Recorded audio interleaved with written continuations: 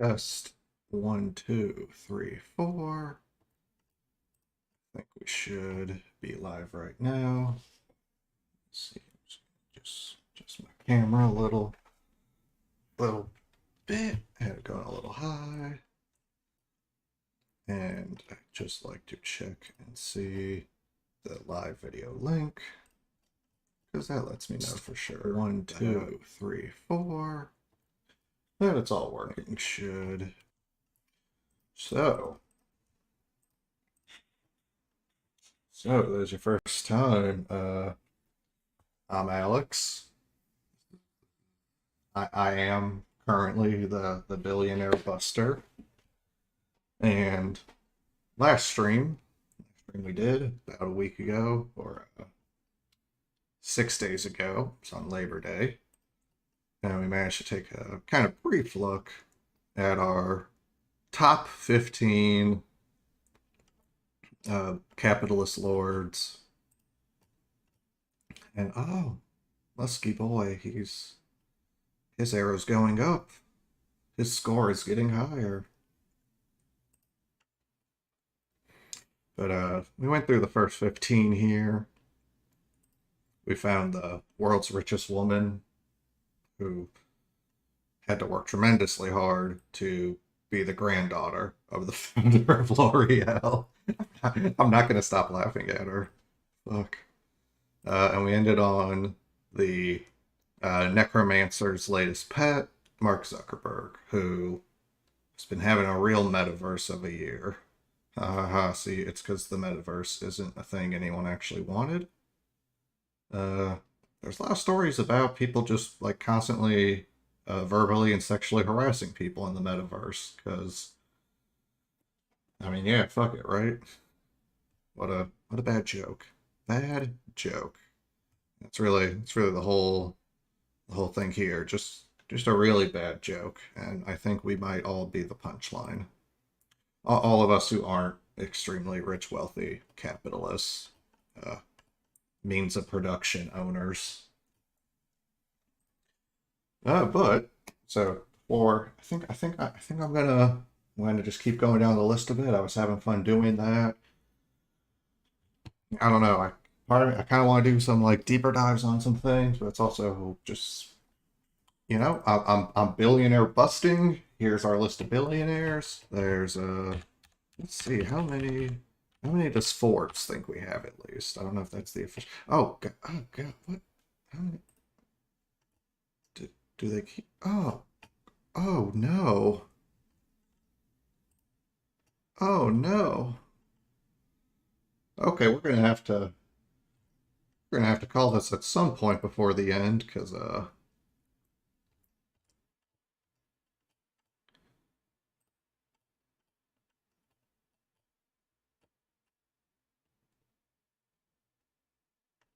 okay, yeah, that's a lot.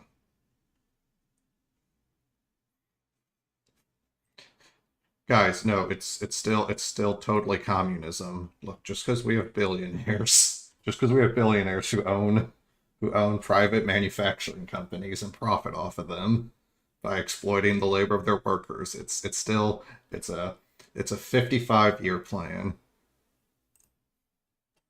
But okay, well, I guess I wanted to. In my head, I was like, we'll do every billionaire. How many can there be? Apparently, there's 2,500 of them. So, uh, I mean, compared to a titan like Elon Musk, I mean, is having $1 billion even like? I mean, who even cares? That's like not even any money at all, really. But at least first hundred, first couple hundred, probably not going to get there today, but we'll keep going. And then I think I might want to do some deeper dives, do some call outs. Because there's no reason I can't just like write emails or tweet at some of these uh, highly valued individuals. That's the beauty of the internet. You can just do that shit. So, and I mean, I want them to be, I want them to be spending their money in some better ways than they currently are. So, gotta reach out gotta reach out directly and attempt to communicate at some point. I can't just keep making YouTube streams and hope they notice sometime.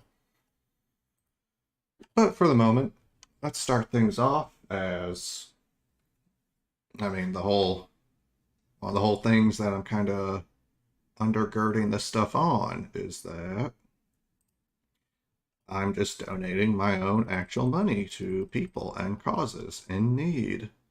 And this is just my own money from my job because I just have a regular office job that I work, and I'm very, very fortunately well compensated for it. And I don't have any kids, and I have a lovely, wonderful, beautiful fiance who also has a pretty nice office job. So we can split our expenses. You know, having a roommate who is, you know, it's the whole, it's like roommates. You know, having roommates keeps the rent down, but then when your roommate is like your fiance, it's like it's pretty cash money. You just split the rent in half between the two of you. Share a house because you're sharing a life together. But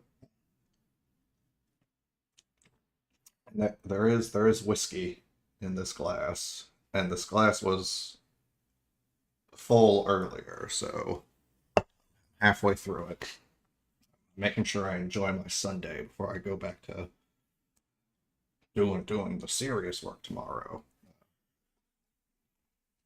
But yeah, so we're on GoFundMe, looking at financial emergency fundraising. So let's see what's here. Let's see who's here. We're gonna pick a person, or pick a fundraiser. Probably gonna throw $50 at them. Then I think, yeah, we'll do the billionaire list a bit, and then we'll come back and do another fundraiser after like half an hour, 45 minutes, something. Do that a couple times, and that'll be the 6th episode edition. Yeah, I want to call them episodes for each stream. I mean, I'm just numbering them because it's all kind of right. I mean, I don't have like a title for them. I mean, Billionaire Buster number 6. He's gonna. I wonder if he's gonna donate to GoFundMe's in this week's episode. Spoiler: I am. But so let's take a look. And I've said it before, but pretty much just one of my few criteria is I'm very much trying to not donate to things that have already met their goal. So like here, 42,000 raised on an ask of 12,000. You know, great for them. But just in terms of, I mean, if I'm gonna, I'm trying to help, and it's like they've already been helped plenty. I'm gonna, you know, it's like triage in the medical system, right? We gotta go to where the money is most badly needed. So let's see. All right, you know what?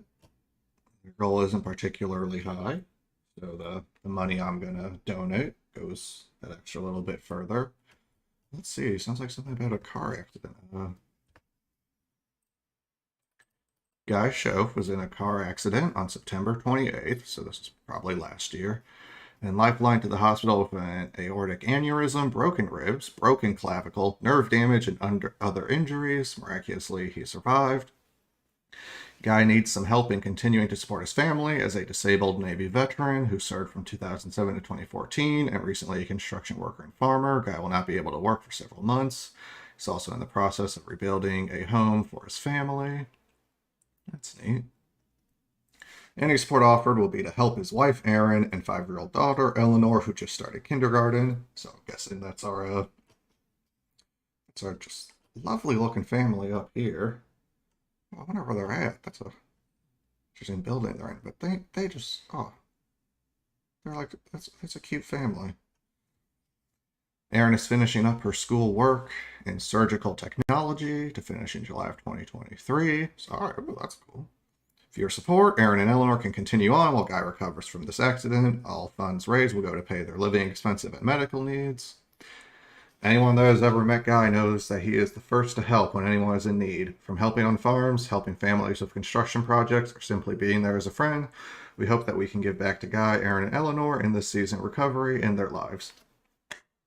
Well, all right, my heart has been moved My wallet is opening. Uh, yeah, that's a whole that's a bad car accident there, and it sounds like doing construction work and farm work. So it's not hard work like the way Jeff Bezos is a very hard worker, but it is technically a job. I mean, doing construction work that does legally count as a job, even if it's not based on capital ownership. So, I mean, we shouldn't discredit that just because it's not, not everyone can do the hard work that Mike Bloomberg does of owning a company, right? So but still, Mike Bloomberg wasn't in a car crash recently. So, and for the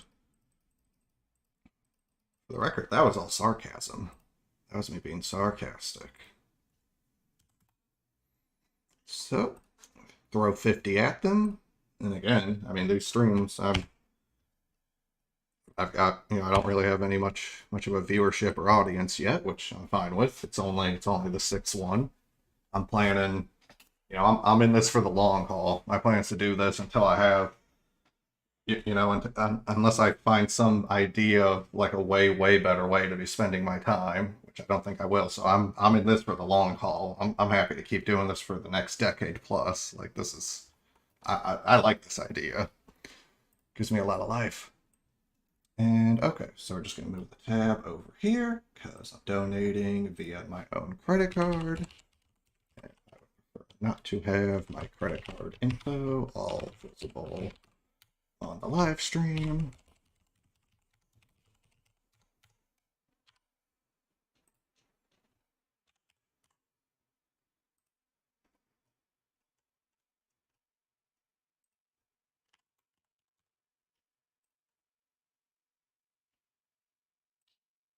All right, donate.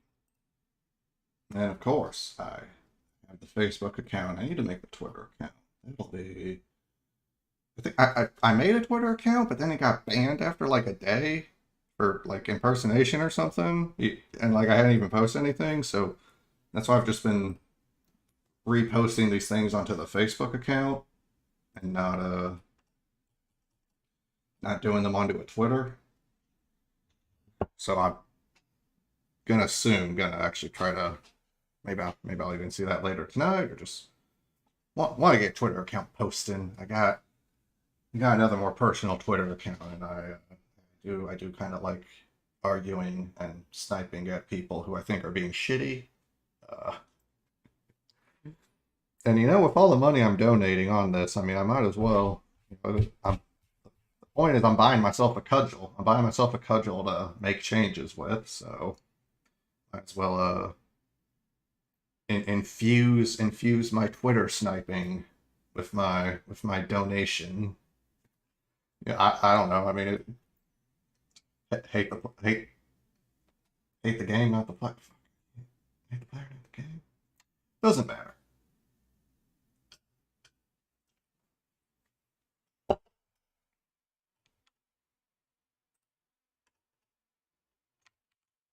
Okay, I'm still gonna do the skipping a step because I have ADHD and have not figured out what I want to put for those. But as you can see, $50, $50 to the Shoaff family. Because every little bit helps. There's more bricks to build that goal with. So now that we're back on our list of the hardest working individuals in the world, I mean, I'm telling you, folks, telling you, no one works harder. No one works harder. No one works harder than Jim Walton. He's working so hard. This photo, it was hard to get this photo because it was taken while he was at work. Someone had to actually like grab him and hold him still for a second just so they could snap the photo because he's always working so hard. There's hundreds, if not thousands, of Walmart stores. So I mean, imagine how hard he has to work for all his stores. I mean, does the guy even have time to sleep? Because he shouldn't. He should be working hard at his all those stores that he owns and doesn't have to step inside of anymore. Jim Walton is the youngest son of Walmart founder Sam Walton. And, let's you know, being being lazy, you know, be, just because you're a sperm cell, that's not a reason to. A lot of people think they can excuse laziness from their sperm days, but no. You see, Jim Walton, that the sperm that was him was hustling. It was hustling. It got to that egg first, and ever since then, he's been working, at least 10, 20,000 times harder than the average American to to be some rich asshole's son.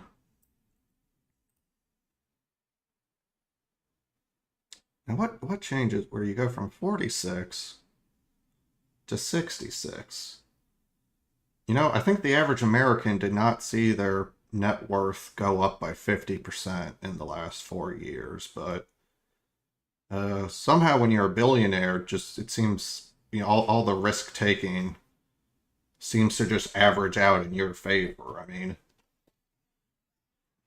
it's like when you go to a casino, right? When you go to a casino, the odds are that you lose money over the long term. I think it's like blackjack. Blackjack is a popular game partly because I think it has like the best odds for a player, and even then, like at casino blackjack, I think it's like 49% chance is like kind of your odds of winning, right? So it's like just algorithmically, the point of a casino is that the casino makes money. But but yeah, I mean, apparently when you're a billionaire, you just get to, it just the gravy just keeps on rolling in. I mean, shit. If I had a 75% win rate at the blackjack table, I wouldn't be working my job. I would just be maxing out that blackjack table one day a week, just one day a week, go drop 10, 20 grand on the blackjack table and, do that 10 times, win 7 or 8 of them, call it profit, call it hard work.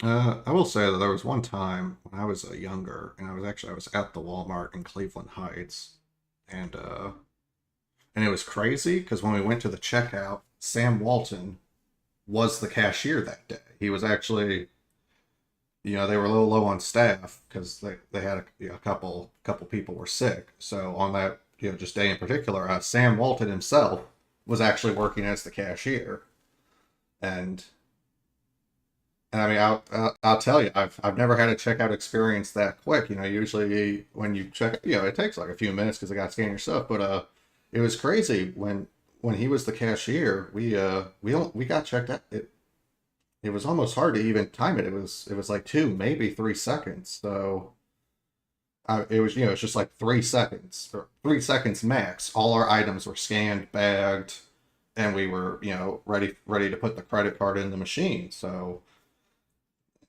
I mean, he was definitely working hard. He was the only cashier that day, but he was averaging like less than 5 seconds per person he checked out because of his superior work ethic. So, personally, I feel blessed to live in a world where Jim Walton can be rich over me. That's like it's really helpful, especially because Walmart's such an innovative company. I mean, having a bunch of stuff in one store so people can just go to that one store and buy all the stuff.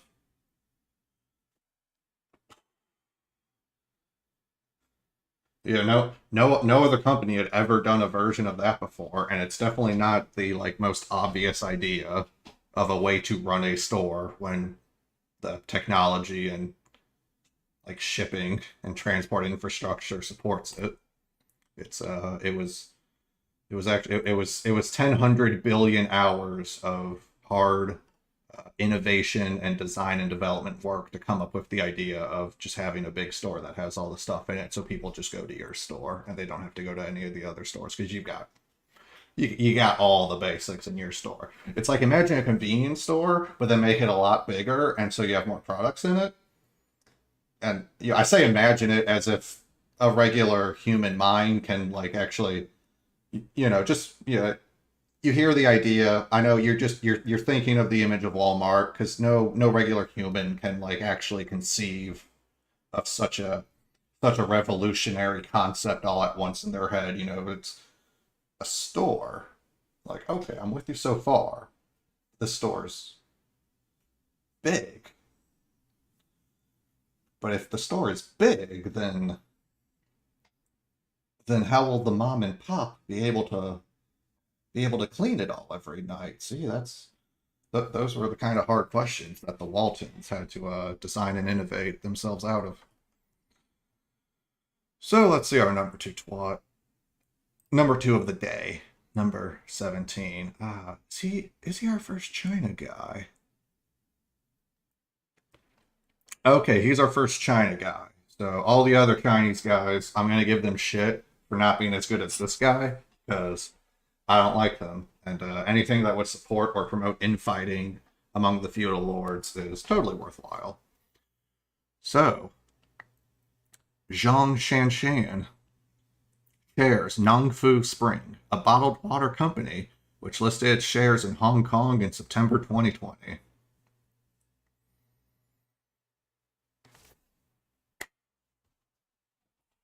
Bottling water. Never heard of that before. What a crazy concept. Telling me that you can bottle water and sell it? All right, let him have his billions.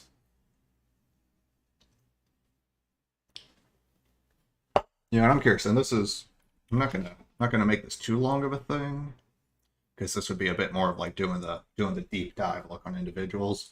But I've literally never heard of this company because I'm guessing they probably mostly sell in Asia. So I'm kind of just I'm just curious to just even look at because I've literally I'm a Baka Gaijin.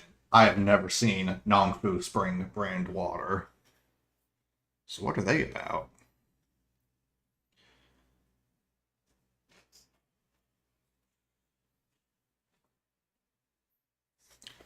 Company was established in 96.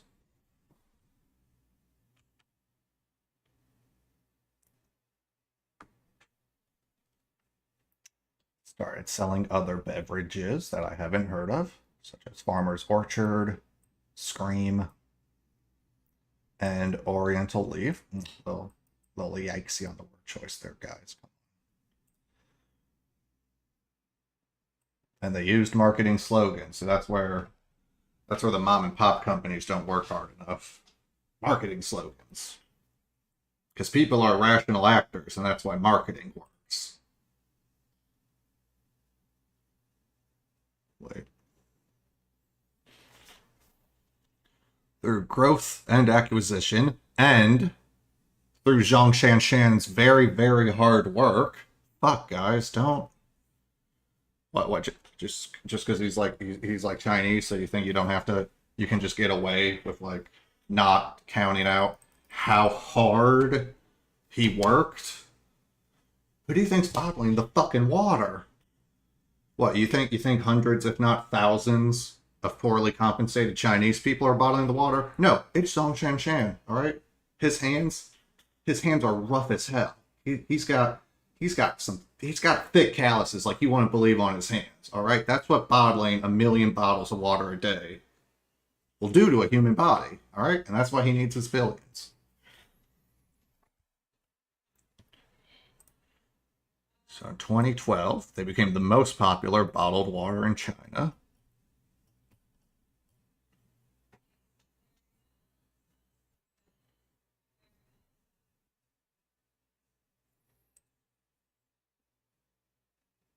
Exciting.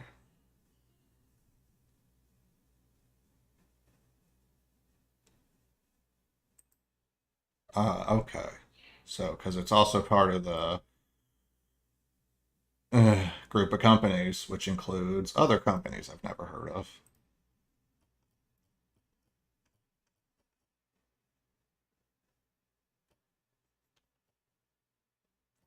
Well, all right. I'm liking Brother Nut. Good for you, man. Good for Brother Nut there. Okay, so it's just a water bottle company.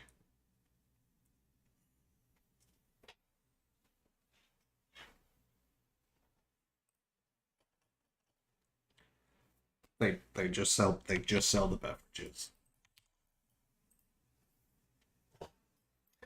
Um, I don't even know how to specifically make fun of that because at some point, I mean, that's just what capitalism is. It's just kind of dumb shit that capitalism leads to. Like, just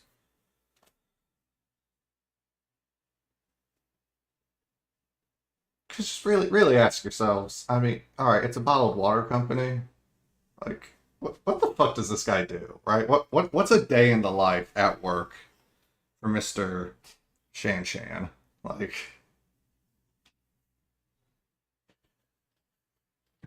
Like, what's the hardest shit he has to do?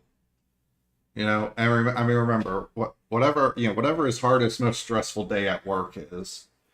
I mean, he can always, at the end of the workday, he can always unwind and relax with a $5,000 prostitute to suck him off while a butler hand feeds grapes into his open mouth, and he snuffs up the finest cocaine or whatever the fuck drugs billionaires do in China. I don't know. Maybe they got some like good China.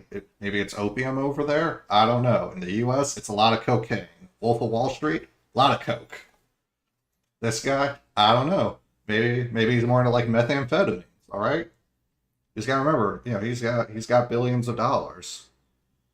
He can talk to a different therapist every day of the week. He can cycle through therapists to help him with his feelings.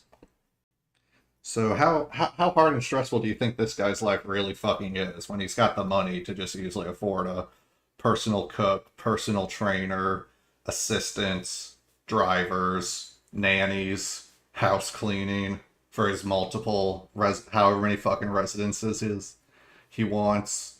He can take a 2 week he can take a 2 week vacation to anywhere in the world whenever the fuck he wants to, stay in some nice 5-star suite anywhere in the world. Like, how hard do you think this guy's life actually is?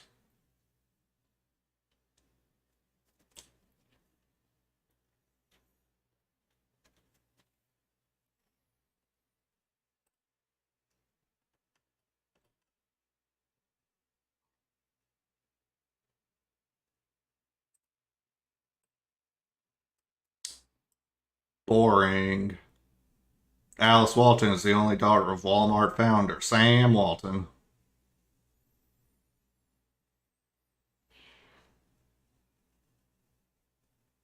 God, they're just not interesting people. What do all three of them do? All right, fine. We'll start with Alice. What does Alice actually do? Because there's three of them here. There's three of these fuckers on here. So what do they actually? What would you say you do here? She owns shares. Okay, well that's a lot of hard work and innovation.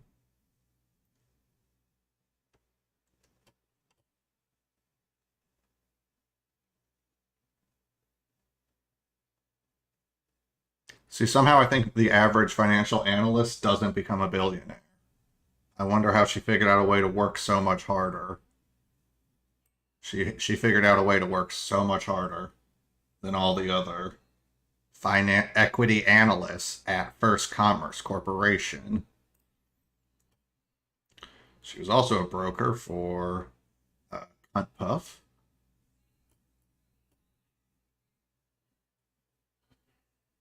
And in '88, I guess she founded Llama Company. It's an investment bank. That's super innovative. She played a major role in the development of the Northwest Arkansas National Airport. Why? the time the business and civic leaders of Northwest Arkansas Council found a need for the 109 million regional airport in their corner of the state. Walton provided 15 million in initial funding for construction. Her company, Llama Company, underwrote an $80 million bond.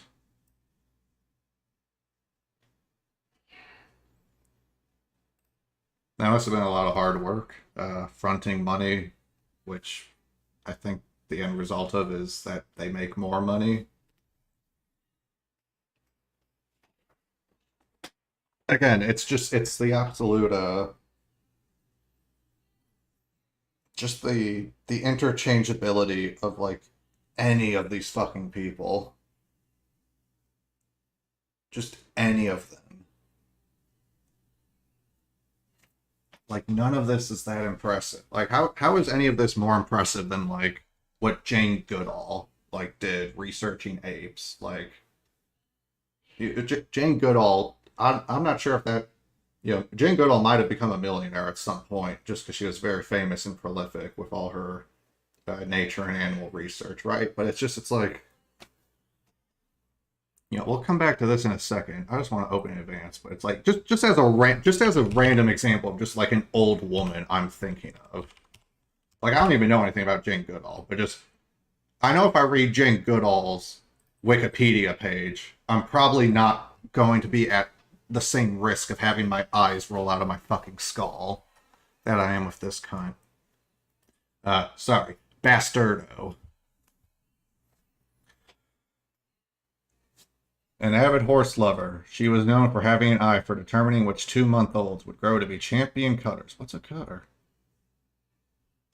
In which a horse and rider were... Mm-hmm. Is she a horse lady? Is she a horse girl? People who have more direct experience with horse girls have already made all the great jokes and quips one can make about horse girls. I would just be mindlessly repeating my betters. I'm from a suburban area. I don't have much direct exposure to the crazy, insane horsewomen. So I would just be repeating the jokes of other men. Citing the need to focus on the Crystal Bridges Museum of American Art.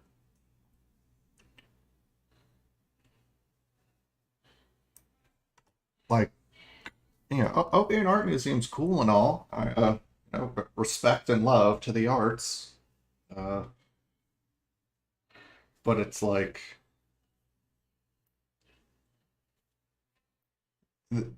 if I deep dive into a lot of these people, there's going to be a trend of they have a bunch of money and then they invested some of that massive sum of money they had into some other thing, and it's like it's not some like novel Herculean innovative blood sweat and tears effort for this lady to invest money into opening a museum. Like she's a multi-billionaire.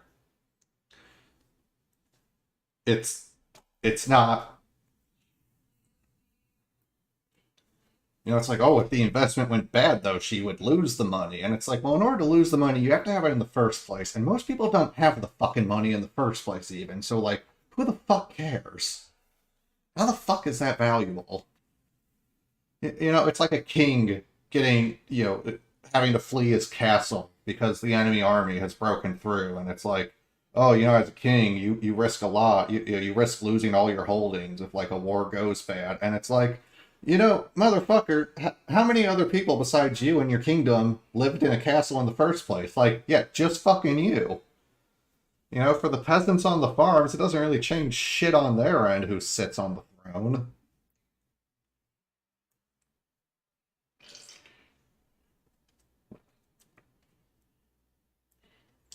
I don't know. I guess just the thing I'm into there is it's just for this particular billionaire. Let's say just if all of her investments just all went completely bust and she made poor personal choices with her investments, then the end result. I mean, ultimately, it's like the worst possible result that could happen to her is that she would be completely out of all her money and would therefore have to go get a job and just work for a wage like 99% of people do, right? It's the risk, the risk and failure for the capitalist investor is that they don't get to be a capitalist investor anymore. I just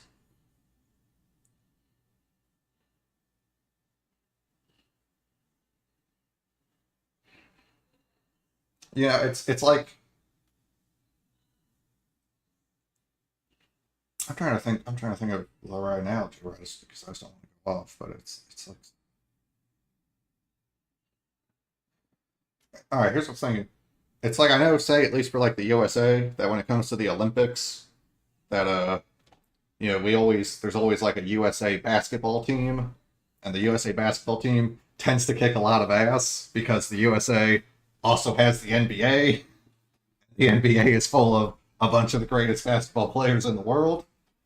So then we just for the Olympics, like I think we just if I'm recalling right, we just make an all-star team where we just get like all the best dudes just get to be on the all-star team and play together, and then they just get to like dunk on China.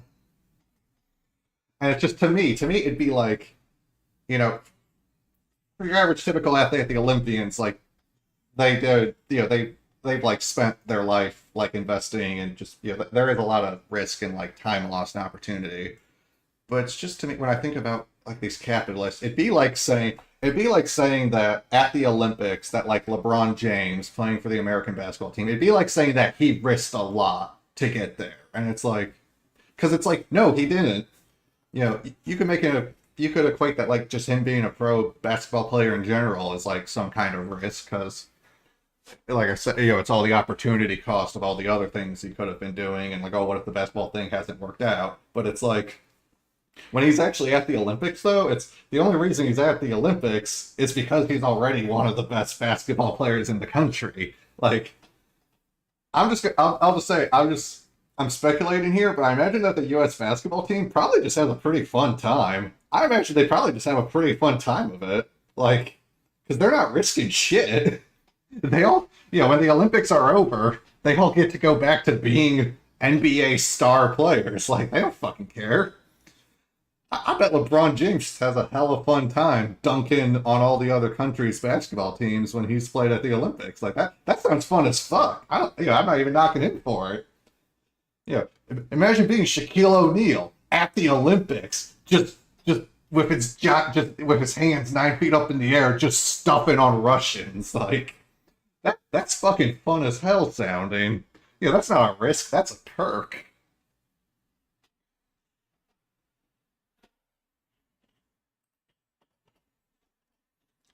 In his 1992 autobiography, Made in America, Sam Walton remarked that Alice was, the most like me, a maverick, but even more volatile than I am. Yeah, a woman who's into horses and artwork. Never heard of that before. Definitely not a basic ass white bitch. I mean, known for Harris. Scroll up there, yeah. You and Paris Hilton, Allie. You and Paris Hilton are known for being Harrises. That's how your Wikipedia starts. You're the Harris. What a maverick. What a maverick.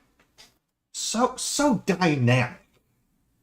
Cutting edge. Innovative. Bleeding edge.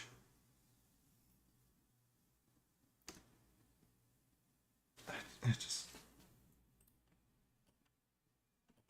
she likes art. I'm not even gonna read just what I mean. Good, yeah, good for her. Have a hobby.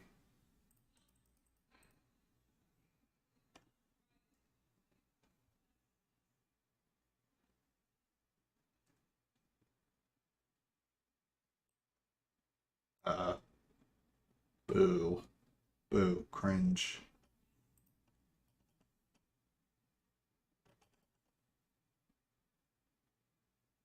Wait, what the damn. How impressive? How impressive is this woman's life where Wikipedia is like, she's been in a bunch of car crashes. Also, this bitch can't drive. Okay. She lost control of a rented Jeep during a 1983 Thanksgiving family reunion near Acapulco and plunged into a ravine, shattering her leg. I mean, yeah, that's very unfortunate for her. I mean, but again, as we saw, you know, the chauffeurs here. I mean, this guy was also in an auto accident, and here he is having to rely on the kindness of strangers so that he and his family can continue to fucking live. I'm willing to bet that Alice's shattered leg was ultimately much less of a hardship on her life than Guy's aortic aneurysm, aortic aneurysm. I hope I didn't. Aortic aneurysm, broken ribs, broken clavicle, nerve damage, and more. It's just,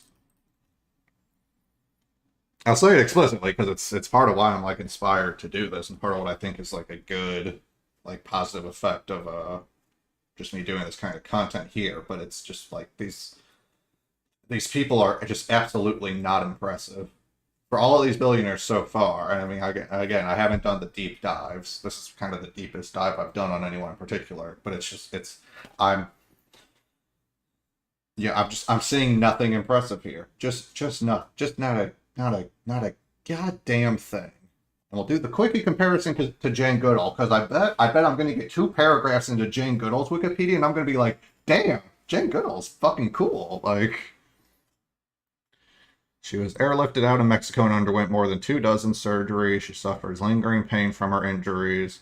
In April 1989, she struck and killed 50-year-old Oleta Hardin, who had stepped onto a road in Fayetteville, Arkansas.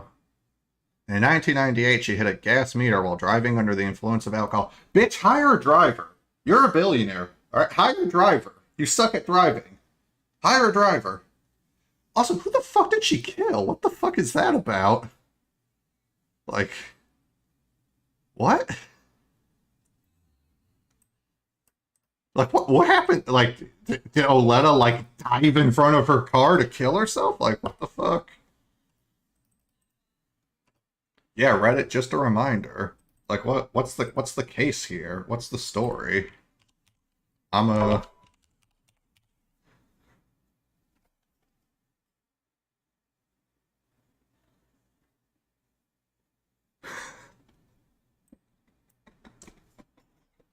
This bitch can't fucking... This bitch is so bad at driving, she's already killed another human being. You know, I'd rather have... I don't know anything about Miss Oleta Hardin, you know, God rest her soul. I'd rather have one of her back than have 100 fucking Allie Waltons.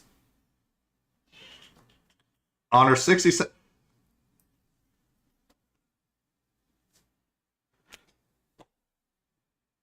You're a billionaire. Just have someone else drive.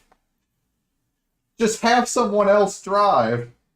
You're a billionaire. You know, drink it, have the alcohol brought to your house. All right, that's what I do. People who are alcoholics and they spend a bunch of money at bars. It's like, no. The trick is to drink your own alcohol at home. You can buy a whole handle of liquor for like $20. I don't understand people who like get super drunk at bars all the time, because it's like you gotta spend like $30 or $40 to get drunk at a bar. If I'm at home, I can get drunk for like $3. Hi, kitty. You don't keep napping. Kitty cat.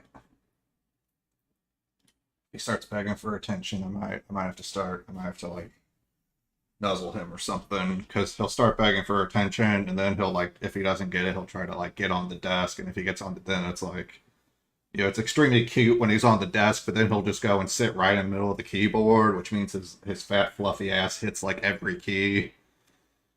But just, okay, you know, back on topic, I'm willing to bet I'll take my lump if I'm wrong. I bet on Jane Goodall's Wikipedia, there's not going to be any casual mention of her fucking killing someone because she's a consistently drunk and shitty driver. How do you kill someone in your car and then, like, keep driving? Again, this bitch is a billionaire. Just hire a driver. Lives are at stake. You dumb piece of shit.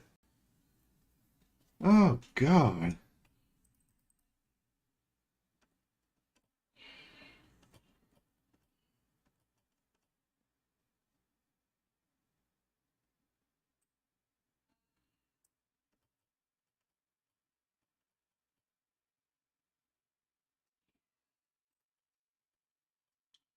Fuck this lady's whole shitty life.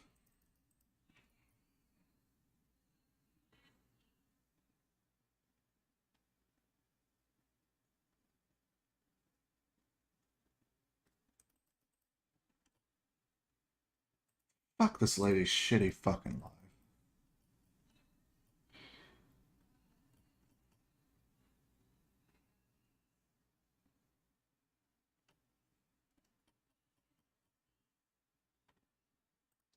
God, I'm fucking mad at this bitch now.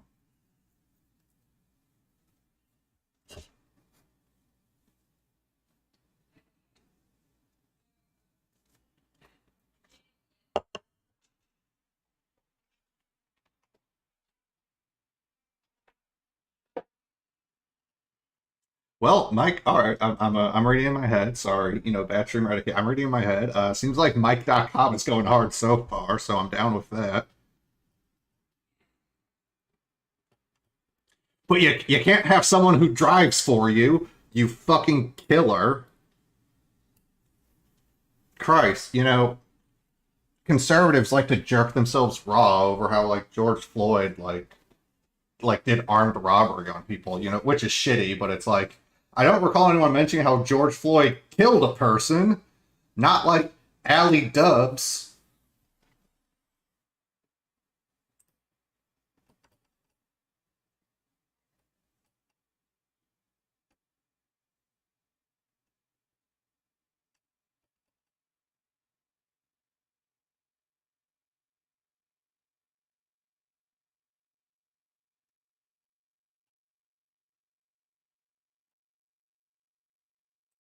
Hire a driver. Hire a driver. Why do you like driving so much if you're so fucking bad at it?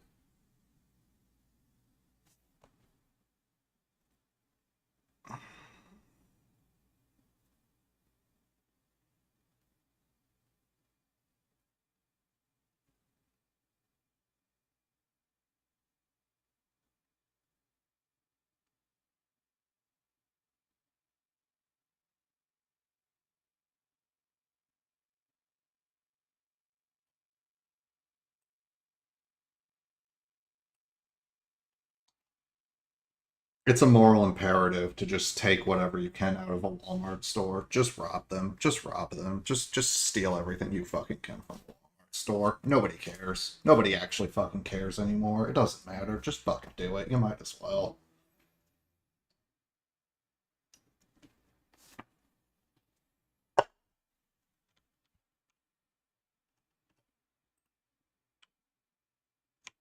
Okay, I'm gonna like have to I'm gonna have to save this bitch for another day because I'm like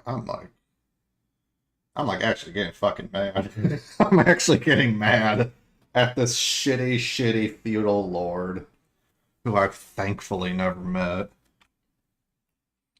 And okay, looks like it's actual honest to God airport that she invested in. Well, I guess it's okay that that one woman had to, fucking die.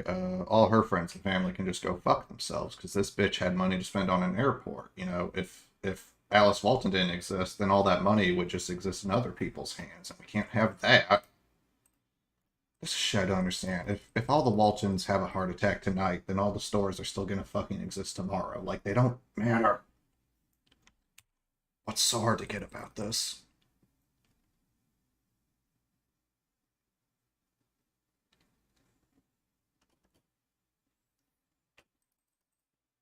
Yeah, all right, and cause there's a lot here.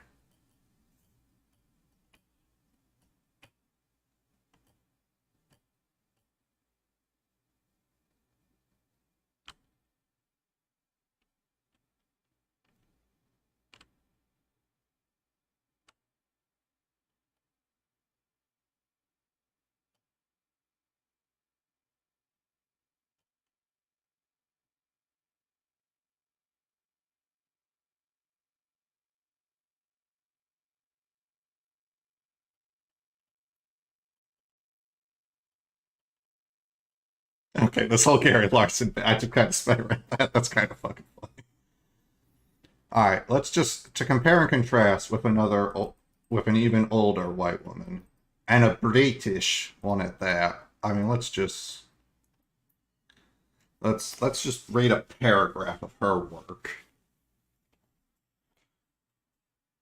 Goodall is best known for her study of chimpanzee social and family life. She began studying the Kusakila chimpanzee community in Gombe Stream National Park, Tanzania in 1960. Instead of numbering the chimpanzees she observed, she gave them names such as Fifi and David, Graybeard, and observed them to have unique and individual personalities. An unconventional idea at the time.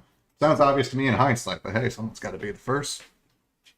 She found that it isn't only human beings who have personality, who are capable of rational thought and emotions like joy and sorrow.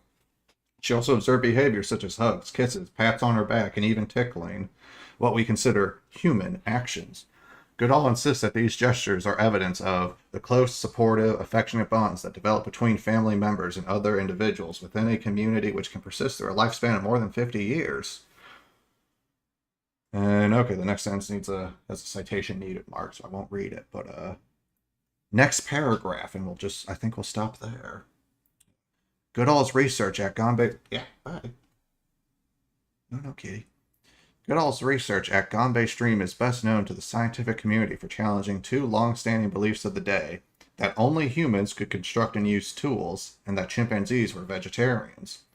While observing one chimpanzee feeding at a termite mound, she watched him repeatedly place stalks of grass into termite holes, then remove them. No, kitty. So he's trying to get out the dust, so I gotta give him the cuddles and the snuggles so that he doesn't go on my desk.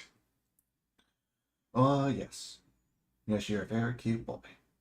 You're a very cute boy, and in a half hour the alarm's gonna go off, and you're gonna get played with by not me, because I already did mine too. Okay, you got half an hour. You got half an hour to go. Okay, don't act like you're hungry. Had a very chill day. I saw you. I saw you sleeping in the bed for like 3 straight hours.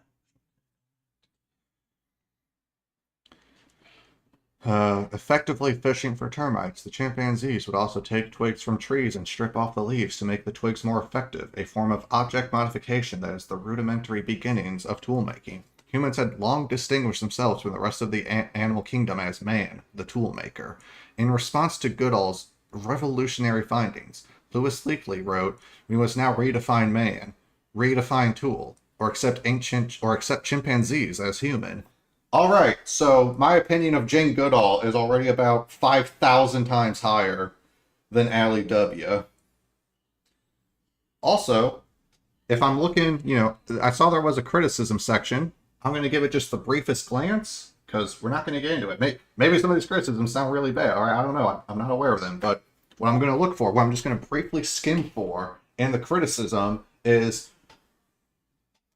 whether she killed a person in one of her many, many drunk driving accidents, like Allie Dubs, the world's greatest dipshit, with her bitch lip smile. I'm just being mean. I don't. Why be nice? Why be nice? Her smile, yeah, ugly fucking smile. Yeah, fuck her. Like it's not, it's not like super smart and intelligent. It doesn't actually matter. Her smile could look like fucking whatever, and she'd still be a piece of shit, drunk driving, murderer, narcissistic, self-absorbed, billionaire horse bitch. God, fucking hate. Why are lefties always complaining about capitalism and how how our rich betters might actually be a bunch of psychopathic assholes? What's wrong with these leftists that they don't like laboring under the laboring to build the world that these rich pieces of shit want to build as their own personal theme park? Criticism: names instead of numbers, feeding station, plagiarism, and seeds of hope. Okay, you know what? No drunk driving. No humans dead. The feeding stations, maybe. Maybe. All right. At no point here did a state trooper pull Jane Goodall over and find that she had like a dead chimp in her back seat. So Like, fuck. She's already about 100 points higher than Miss Allie Walmart. Just,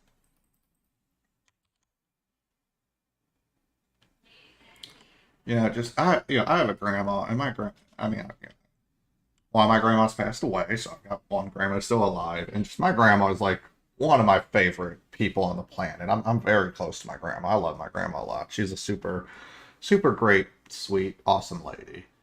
And just looking at the comparison here, I mean, on that kind of scale, I mean, between Allie Walton and Jane Goodall, my grandma herself is definitely a lot closer to the Jane Goodall end of the scale. And she's one of my favorite people already. I could see my grandma and Jane Goodall having like a pleasant conversation about, anthropology or something. Alice Walton, I don't know what the fuck my grandma would talk to Alice Walton about. I guess art, because my grandma loves art too, but my grandma's also like an actual like human being who doesn't drive drunk all the fucking time, despite being a billionaire who can afford a personal driver. So if you've seen Arrested Development or Archer, I'm just thinking of the mom. I'm just thinking of the mom from Archer. Okay. Oh god. Okay. Can I find a short clip? How much can a how much can a banana cost? Don't you judge me. You're the selfish one.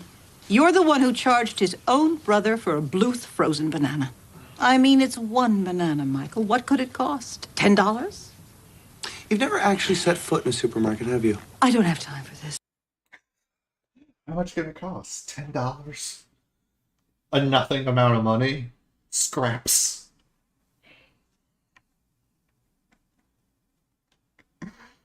Uh, yeah. All right. All right. Let's do more to increase human well-being and happiness than Alice Walton could apparently accomplish in her entire lifetime, because she's already down one entire innocent life. Like it. Yeah. I'm just when it comes to like morality and being a good person. Uh, I love this little scene and moment. That just when it comes to morality, I mean, this seems to be where Allie Dubs is in life. I guess we're not gonna find anything. How are we gonna get out of here? We'll dig our way out. Now, dig up, stupid.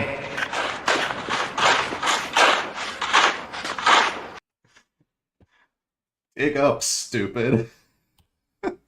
Stupid. Now, dig up, stupid. All right. All right. All right.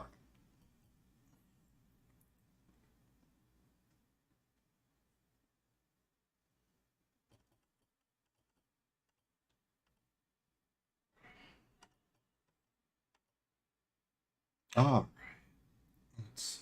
I think I donated to these folks last week. Their picture looks familiar. Yeah, it was like, hey, this family had a lot of bad stuff happening to them. They're pretty close to their goal, so let's take a look.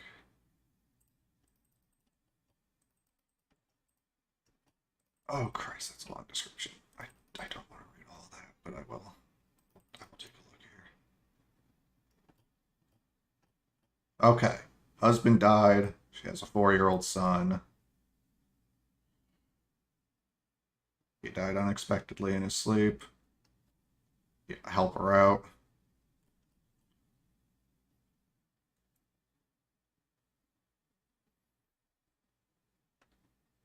All right. And then a bunch of positive stories. I'll save all that because you know what, the father, the husband, He's died. The family's down some income. They're asking for a pretty modest amount. They got a 4-year-old kid. That's enough for me. I'm convinced. That's all I need. That's all I need to see, and I'm ready to like open my checkbook and be more Christ-like than the vast majority of fucking Christians. Yeah, that's right. I said it. I'm being Christ-like. What with my helping people.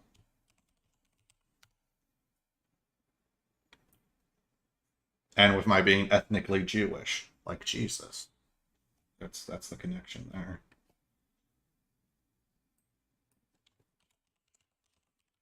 Or ethnically half Jewish. On my mom's side, which to the Jews is the important one. But I don't actually.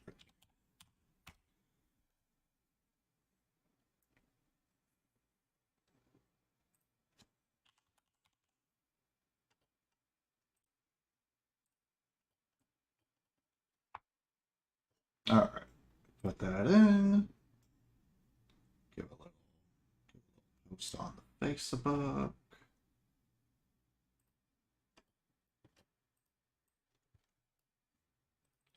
And there we go. Whereas Alice Walton gets drunk and ends innocent life with callous disregard. After having her own leg permanently like disfigured from a car accident, that bitch still gets drunk, and I've never driven while drunk. I've been drunk while in a car, and just personally speaking, on the occasions where it happens that I'm like drunk in a in an Uber or a Lyft, or just you got someone's the designated driver. They didn't have anything to drink that night, so they're driving. You're riding shotgun. I have never once felt any compulsion while drunk in a car. I've never even once had the thought that, like, I should be driving instead. Like, no, I should not be driving. If for some reason I had to drive while drunk, I would like sit for half an hour or an hour and drink some water and try to try to sober up a bit, because even just being drunk at home, I can tell my sense of balance and my reaction speed are not quite what they need to be for driving if I've been drinking.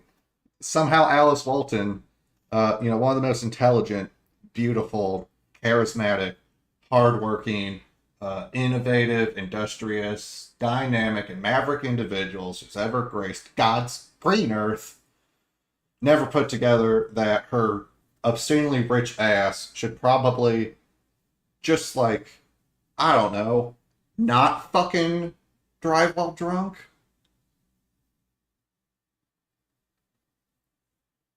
I mean, really, like how dumb. All right, I'm gonna stop saying it on their page because I feel like I'm yelling at them. But just, oh gosh, we're 3 in. We got 3 down. Fuck these billionaires. They're so bad. It's just like how how smart is this lady that she keeps getting in drunk driving accidents? Why, I dare proffer an alternative theory that she may, in fact, be somewhat of a dullard, one with a smooth brain, as the youth would like to jibe.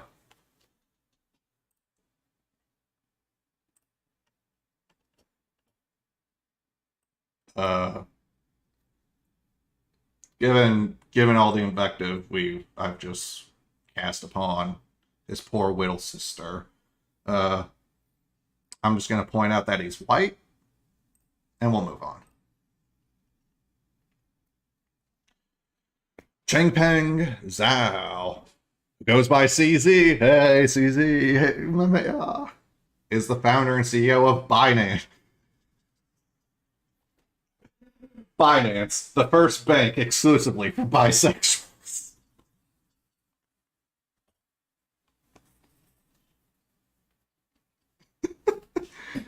The largest cryptocurrency exchange in the world Man, as someone who doesn't like crypto and happens to hear about it because I'm online, I mean, it's fun. It's fun to shit on crypto. It's really fun to shit on crypto because it's pretty. What? Where are we at there? 165. I guess I'm curious here because just I have literally never heard of Binance or this guy. I've literally never heard of them, and I've definitely I've watched some pretty like great videos and read some very interesting articles about all the horrible shittery that is like NFTs and crypto. And for what it's worth, I think I've mentioned this before, but I mean my job is my job, broadly speaking, these days is literally just to know about tech and technology. So I mean, when it comes to the crypto shit, like I understand the technology perfectly well. All right, cryptography itself is a literally millennia old practice. The Romans engaged in cryptography for military messages they were sending. All right, it's the way computers do it. It's a lot more robust when a computer does cryptography. You can make a message that's damn near impossible for anyone to really feasibly crack. So it's computer digital security technology is great, cool, interesting stuff, and it can when you set it up right, it just works without you, the end user, having to even do anything. All these web pages I'm on are likely HTTPS, which the S is for security, which means that they have a greater amount of encryption to make it harder for an outside force that was tapping the line to be able to actually read what the web page data I'm accessing is. That's cool stuff. That's all cool, fine stuff. So when it comes to crypto, this happens to me with certain subjects where it's like, because just the rallying cry for people who like defend crypto is like, oh, you just don't understand it. You don't get crypto. I run into the thing with crypto where it's like the more I understand it, the less I like it. So it's like, well, hang on, wait. It's at first you're like, you maybe you try to check yourself a bit, like, well, hang on. I must be missing something. I must be missing something because the more I read about crypto, the more this just sounds like complete fucking vaporware. And then at some point, you see how like the value of Dogecoin has shot up after big Chungus Daddy Elon made a tweet about Dogecoin, and it's just like, oh, okay, no, I did actually understand it all perfectly fine. It's just literally bullshit. Okay, what a scam! What a sad sack scam crypto is. We need to respect the market with a level of caution too. It goes up and down in cycles, and especially the fact that it doesn't always make sense. Take my money, sir. You're clearly a superior breed of human.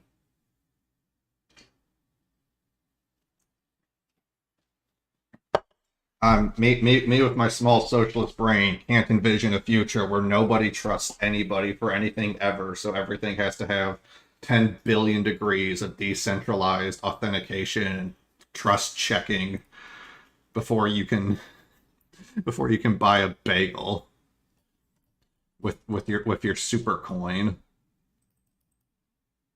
What the fuck is Binance? I've literally never heard of this. All right, we're gonna be real quick on this one.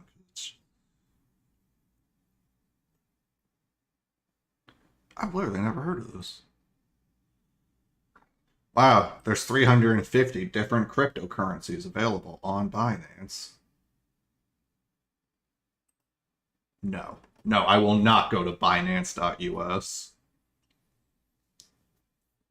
But wow, there's 350 plus cryptocurrencies that you can invest in now. Because that's how, personally, I'm pretty happy investing in dollars. I've been a long-term investor in US dollars. I have US dollars with me right now. Here's one of them. This is a representation.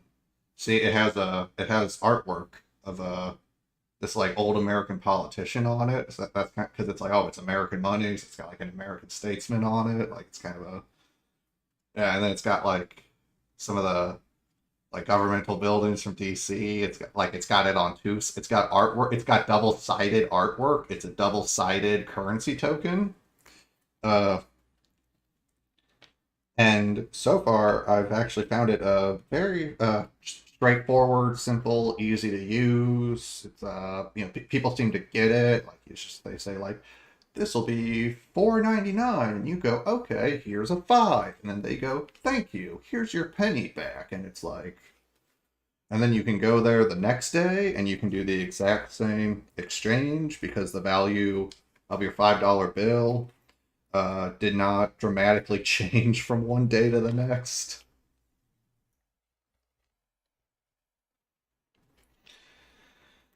So yeah, there's a reason that fine art is an investment, and you don't see people making regular purchases with fine art. I'm no economics expert. All right? Like I'm just a small brain whittle socialist who thinks we should have democracy in the workplace. But I don't know.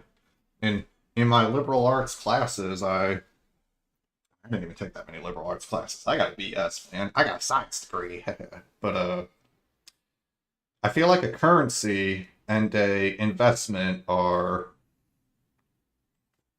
not very compatible things. Because if you're investing in it, when would you spend it? But if you're not going to spend it because you're saving it for the value to go up, it's not much of currency then. I'm stretching. I will angle. All right, we get the. I can't fit all of my disbelief from here, from the window to the walls. The disbelief is dripping off my balls. Oh wow, a Binance NFT. Look, it's a monkey with fetal alcohol syndrome. That's neat. I'm sure if I look into this guy's history, it'd be some fun ANCAP, right-wing libertarian.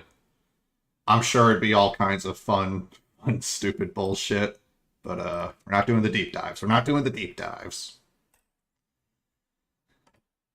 Charlie Cockhead. His brother Charlie Cock. His brother's dead. That's a good thing.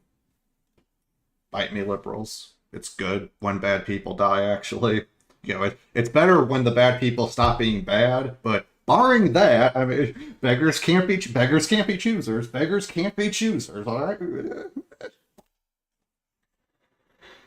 right. Charlie K has been chairman and CEO of KOCH Industries, America's largest private company by revenue since 1967. All right, I know this guy's got a lot of political involvement, and I think he's done a lot of shit to fund like some of the fucking awful dog shit right-wing propaganda that we have to deal with and try to counteract as leftists in America. So I have nothing good to say about this person. I'm trying to keep it quick with him because I know for Koch, Koch. I know for Charlie Boy here that like I could probably spend a few hours investigating and just digging into and looking at all the shit with this guy, but so we'll just read his quote and like leave things off with a kind go fuck yourself to him. But for business to survive over a long period, it needs to be contributing to society and people's well-being. Otherwise, who's going to want it? I couldn't say it better my fucking self.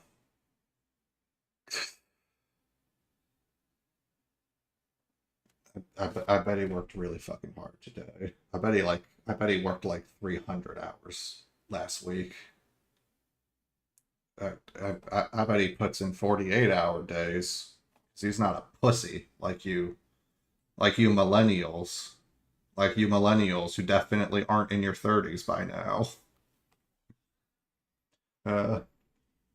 Here, I'll leave this on him for a second, and I just need to take a quick bathroom.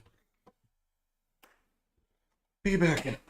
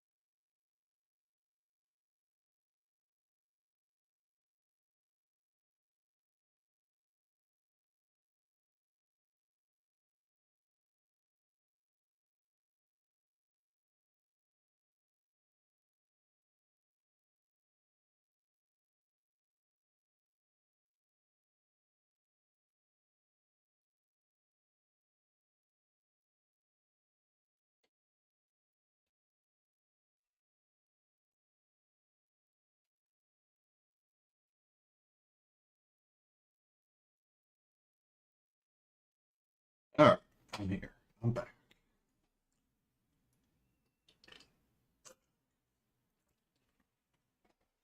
Yeah, but let's just move off of Coke.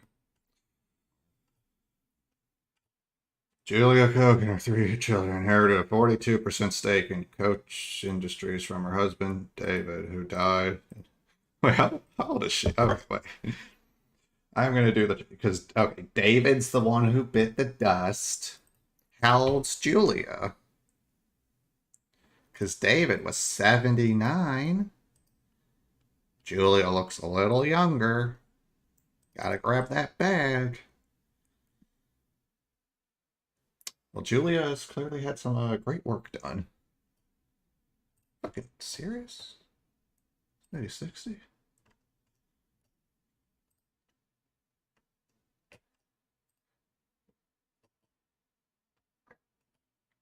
Hmm.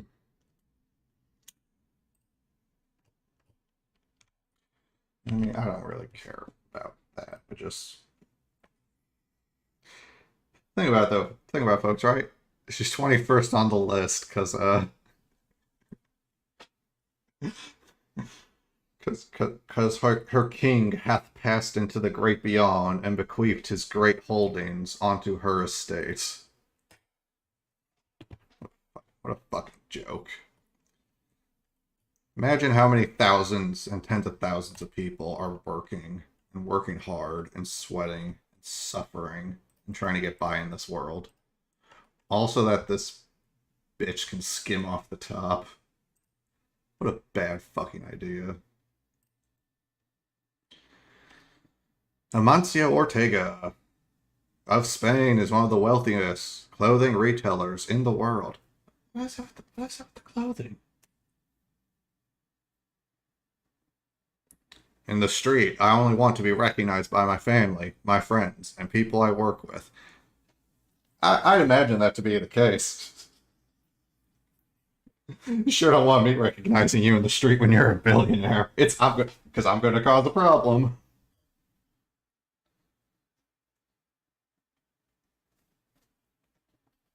Damn, this dude was number 6 at some point.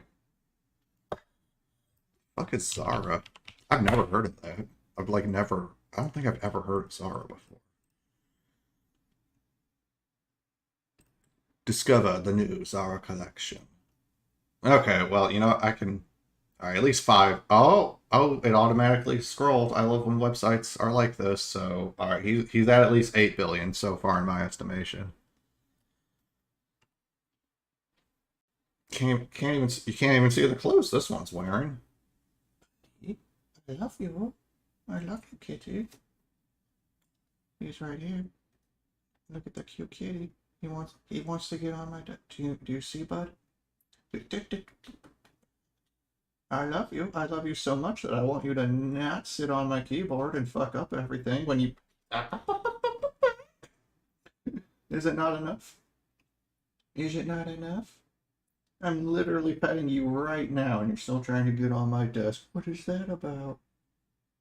What is that about? What's that about, my dude? What's that about, my big fluffy ball? I love this cat. I love this cat. He's so... Get that. Alright, yeah, that's what I get for moving the webcam around. Good boy. You're a good boy. You're gonna get played with it. Oh, crikey! You really want to be on my desk, don't you? Is that like a thing now?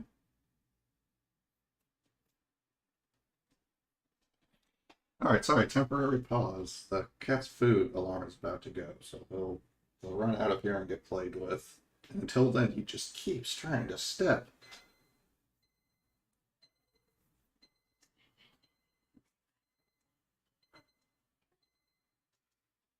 Yeah, cat. You know which way to go. Yeah. You go out there. Okay. Thanks, baby.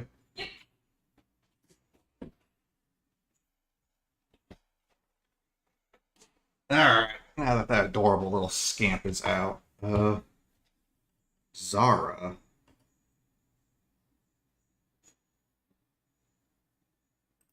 All right, let's look at the lingerie.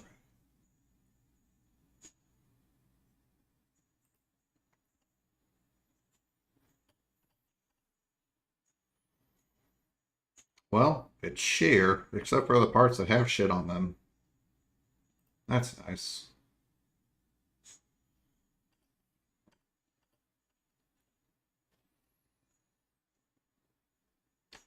I, um. Oh, okay.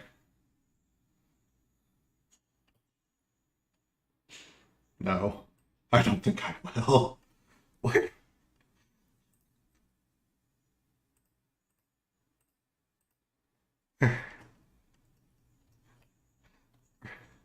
where do you buy the clothes?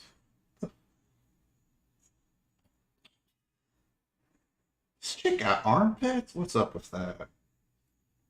Nah.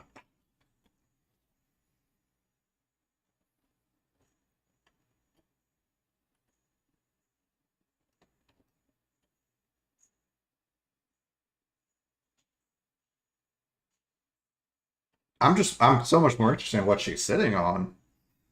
I mean, this could just be some obvious basic green screen. That'd probably be the simplest way to do it. But I'm just the choice to green screen it is actually interesting to me because like why why obscure the fact that she's just sitting on like a wooden cube?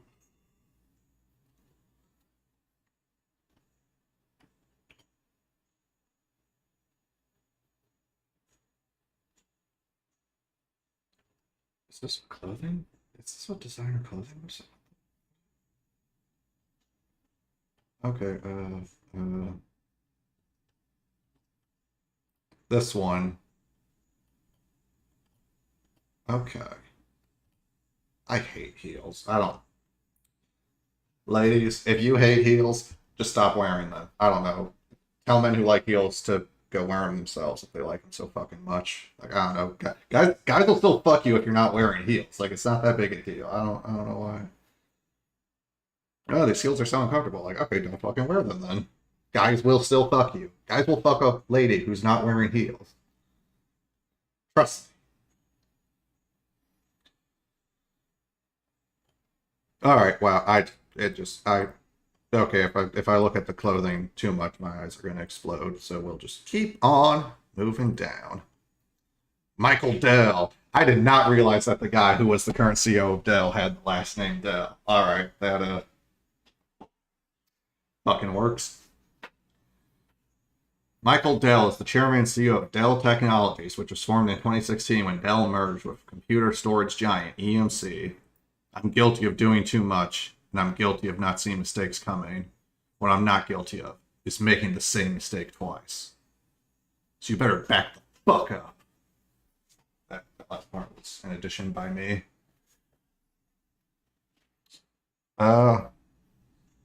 Yeah, this might be my tech nerd bias showing, but I mean, again, 55 billion. It's yeah, the Dell computers are fine. I don't know if this one guy needs to have $50 billion fine. Uh, but compared to some of our other things, I'll at least it's the same credit I gave to Microsoft and Oracle, where I will at least say that Dell makes actual items that can be bought and are useful to individuals and businesses alike. They make a lot of computers, they make a lot of other computer related stuff, and they also have a lot of services that they offer to businesses. And so it's like at least Dell matches in my head like my template of what a company is. Like at least with Dell, it's like I get what they do. They make shit and they have a bunch of technical services or software services they offer that are related to the computer shit that they also like make and sell physical. Like it's at least it's I know what Dell is doing. I've been in a library and I've been in a school and I've seen Dell computers filling out the computer lab. All right, at least I get what Dell does and I understand. Unlike with Zara, at least I understand why the fuck people are spending money at Dell. Which again, I'm saying it's partly a reflection of my own biases. Because if you don't like or care about computers, then I'm sure this whole stream has been a very confusing experience from your cave. I don't know how you're watching this video while living under a rock, but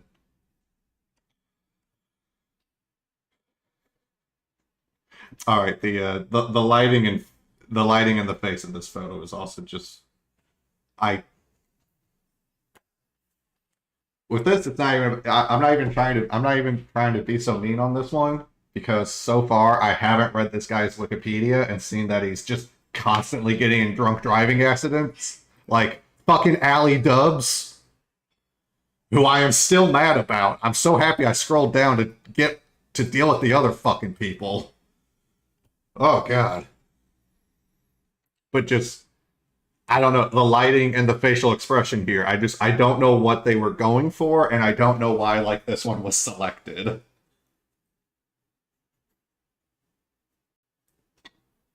Because just he doesn't look particularly happy, and the lighting just, it's very like the light is shining onto his face, but then like everything else around him is dark. It's I don't even know what it's like. It's just fucking weird. Which is everybody on this list. If you're a billionaire, you're definitionally weird and also cringe. That's just, them's the breaks, alright? If you don't want to be cringe, stop being a billionaire. It's that simple. It's that simple. And if you don't know how to stop being a billionaire, just give all your money to me, alright? I'll do you that service. I'll only charge a 10% commission fee for uncringing you of your billions. All right, let's see. Number 25. Zhang Ziming is the founder of ByteDance, one of China's largest media content platforms. He was formerly the company's CEO and chairman.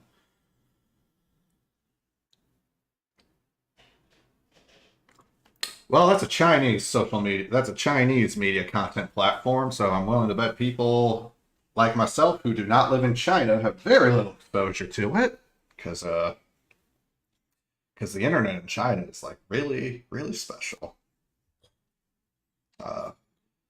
If you go on the internet in China, you can learn about how nothing interesting has ever happened at Tiananmen Square. It's such an old joke. I don't even know shit about Tiananmen Square. I just think it's funny to make fun of China for having to be all censorious about it. Like they can't just own up to their own. Are they so scared that people might be dissatisfied with the government if they know the truth? Like I mean, this sounds more like an argument against the government than the truth to me. But what would I know? I'm not on the 437-year plan where we're going to capitalist our way to communism this time for sure, guys. I swear.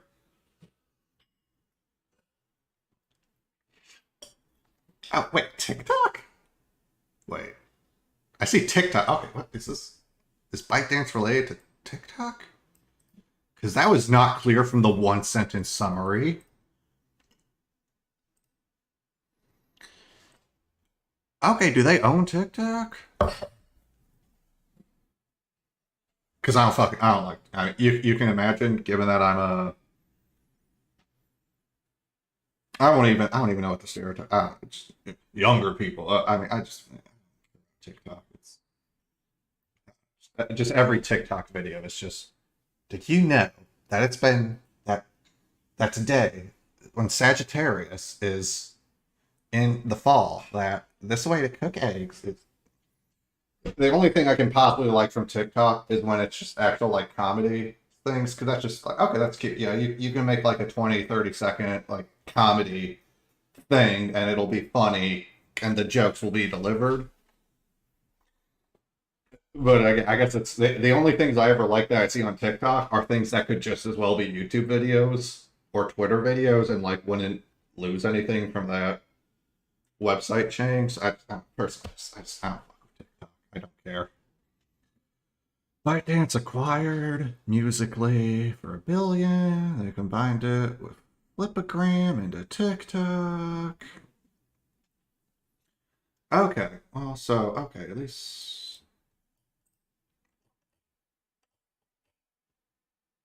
How old is this guy? I'm actually curious. Just this guy looks kind of younger. This guy looks like he's barely 40. Well, what do you fucking know? He's 10 years older than me. All right.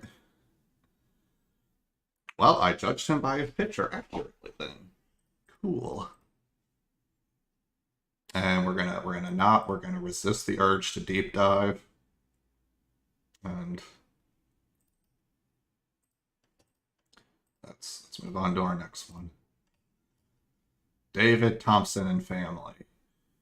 49 billion. Ah, those are rookie numbers, David. And his family control a media and publishing empire founded by his grandfather. The seed is strong in this lineage.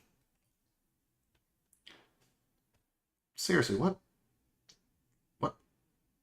the fuck did all of these people do that, like, just, like, fucking doubling their money coming out of the pandemic?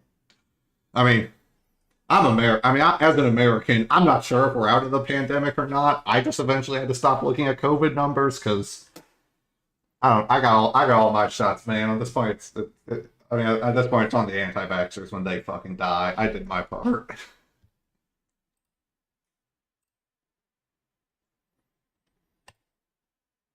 All right, was there? Okay, there was no quote. You know what? It does. All right, I'm gonna look this. I'm just gonna do the brief look because it didn't say what the name of like their companies even are, so I don't even know what the fuck they own.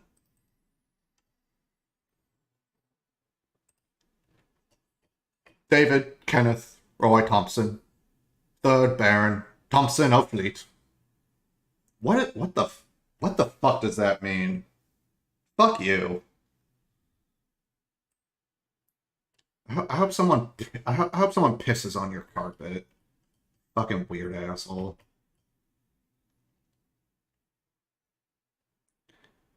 What?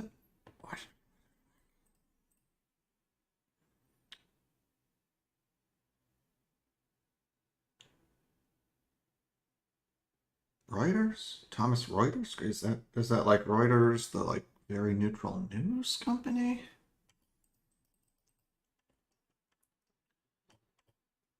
What?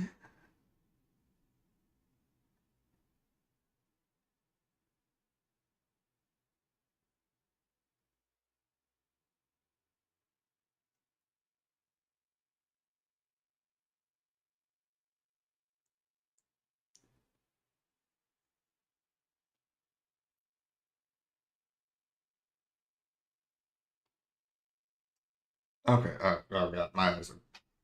Okay. Art collection. It's all art collections for these rich folks. Baron Thompson of Fleet of Northbridge in the city of Edinburgh is a title in the peerage of the United Kingdom. It was created in 1964 for Roy Thompson, a Canadian-born newspaper magnate. He was succeeded in 1976 by his son, the 2nd Baron. As of 2020 and 2022, the title is held by the 1st Baron's grandson, the 3rd Baron. Numbers. Who succeeded his father in 2006. I don't know what the fuck any of that means. What the fuck is a peerage? What is wrong with the British? Is it because their island's so damp? Does this dampness get into their brains? Billionaire Kingdom is one of the 5 peerages in the United Kingdom. It comprises most peerages. The acts of union. And replace the other peerage.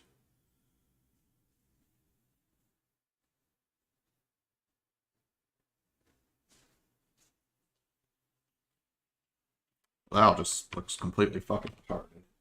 I'm not gonna waste any more time on fictional British nonsense.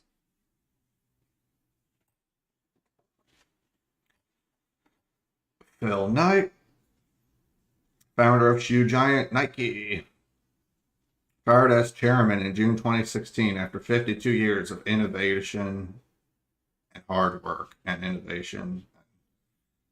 He worked super hard. He worked about $47 billion amount of hardness. Though from 2021 to 2022, he did a bit less hard work, and that's why he's down 2 whole billions of dollars. It is hard enough out there. Get all the help you can. Getting help really is just a part of that lifelong search for wisdom. Honest to God, this is the first quote I actually kind of like. That's actually I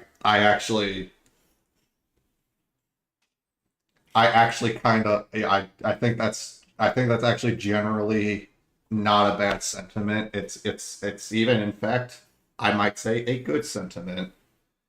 I read that quote and I was like, compared to the Bill Gates quote where I read it and I felt like I was Kakashi getting stabbed repeatedly for dozens of hours in a genjutsu illusion. Compared to the psychic damage that Bill Gates inflicted on me with his quote, this is like some nice chamoil tea. Chamomile? You know what word I mean. I can't remember how you actually pronounce that nice tea. That tea that everyone likes. It's good when your throat's sore. Reading this quote was like a cool breeze on a hot summer day, and given the scale the bar is on here for our billionaires, I'm shocked.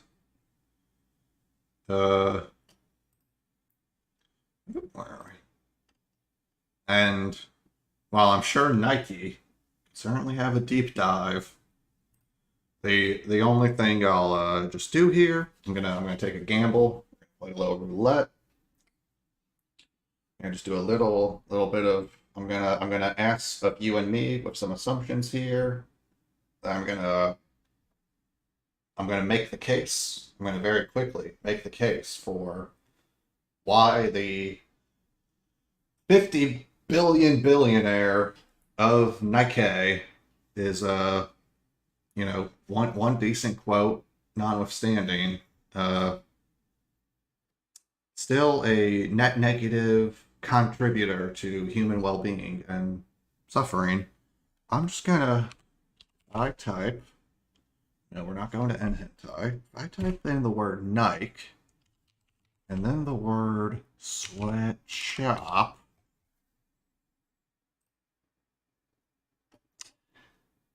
Well, that's not a Wikipedia page you want to see if you're a Nike investor. Or maybe it is, because you're a Nike investor. Fuck's wrong with you?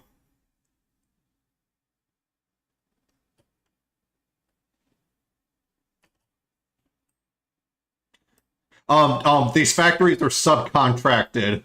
We had no idea. We're just a very, very rich and powerful company. We're just a little small bean shoe company. We didn't know that anybody. We thought we were giving them some nice jobs. Oh my gosh.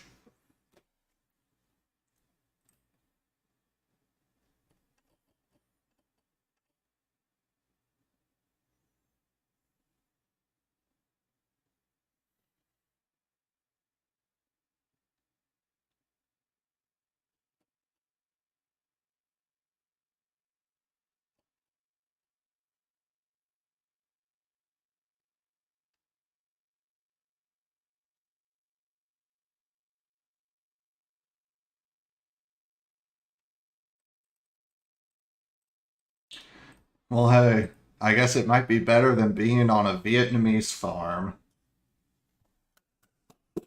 Good job, Nike. Excellent. raising the bar, surpassing expectations.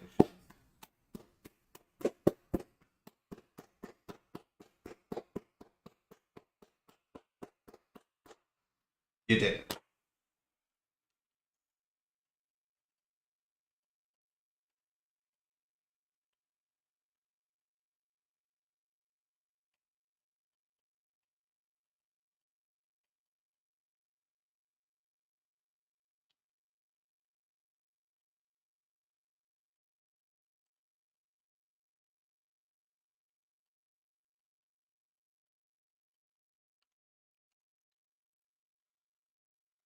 Well, there's a whole goddamn Wikipedia page about their sweatshop, so yeah.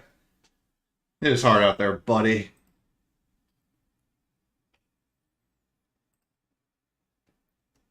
Dieter Schwarz of Schwarz Group is comprised of the Kaufland and Lidl discount supermarkets. Well, so what the fuck does he do?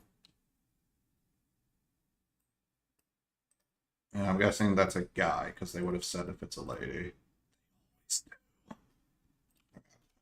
Care. Schwarz Gruppe. Gruppe. German words are fun when you're an English speaker.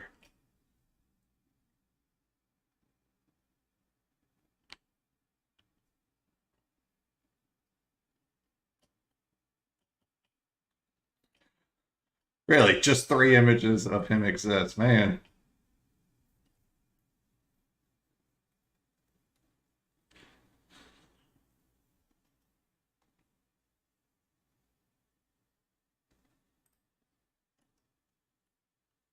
All right, yeah.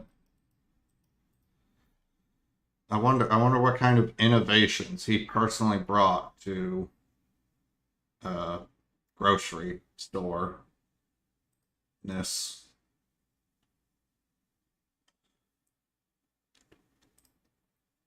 All right, I kind of want to get to 30 here, so we're gonna speed run it a little bit.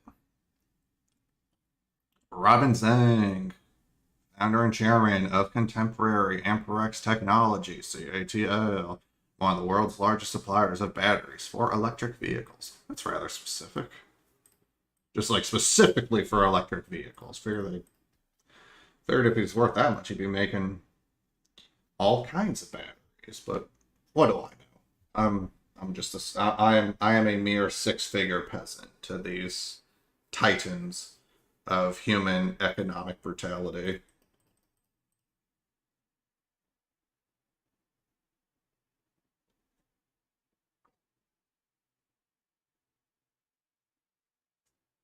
Man, I wonder how many children starved to death these past 2 years. Like just human children, our own species, our fellow brothers and sisters on planet Earth Mother, and while children starve and wars rage and just all sorts of horrible things happen in the world.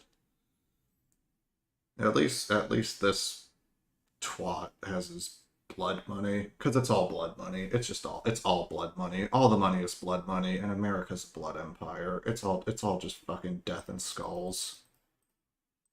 America and all this just not academic shit. It's just built on the corpses of just poor and beaten and brutalized people. It's like really fucking cringe, and by cringe I mean horrific. And what? I'd almost say I think it might even be in some ways immoral. Mackenzie Scott divorced Jeff Bezos. That's why she's rich. That's all. I just knew that already. I've heard that she's maybe done a fair amount of charity but then she's still really rich. So she's someone I'm curious. She's someone I'm curious to do a little more of the deep diving into, because I don't think any of these billionaires are going to get like a good grade from me, but you know, from like a scouting perspective, I've got a feeling that Mackenzie Scott could be one of our contenders for the best of the bad crop. She might be up there, which, given that I think a lot of these billionaires are like, you know, literally at the nexus of the majority of human strife and suffering, it's not a very high bar to clear, but I do think it is important to give some kind of, but I have to investigate that more. But she is currently in my mind abstraction zone where I conceptualize these things, also known as having thoughts. She might be she could she's a contender for the number one position, but I have to do more research. And given that she still apparently got all these billions, right? Like I'm not hopeful she's going to be the first individual to be inducted into the Good Billionaire Club. The name's a work in progress, but some organization, maybe I spitballing thought now. You create like an organization to recognize the efforts and contributions and the hard work, blood, sweat, tears, innovation, merit of our billionaires, of our poor, beleaguered, constantly harassed billionaires. Got to recognize the good, and she could be a potential first inductee.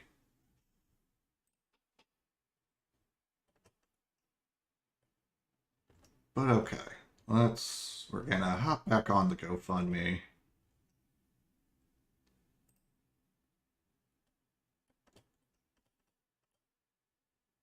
This man is going to die soon. Jesus.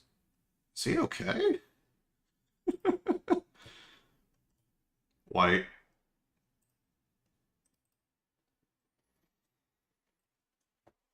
Alright, let's go down. Let's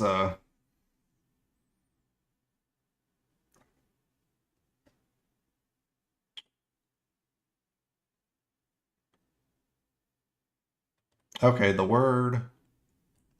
Oh, yay, this person. I gave to their thing, so that makes me happy that they are at their event. That's great. This one had brain tumor in the title, so you know what? My attention has been grabbed. My click has been baited. Hi, my name is Brenda Armstrong Atwater. About a year and a half ago, my co-worker Paige Gustafson, and also my work daughter, noticed unexplainable weight gain, poor vision, headache, and other body aches, as well as a painful blood clot in her upper left arm. Comfortable symptoms were determined like August from X-rays. Okay, she had a large cystic tumor affecting her optic nerves and pituitary gland. That's not good. And ooh, on the 15th, just 4 days from now, scheduled to have that cystic tumor removed. So it's to help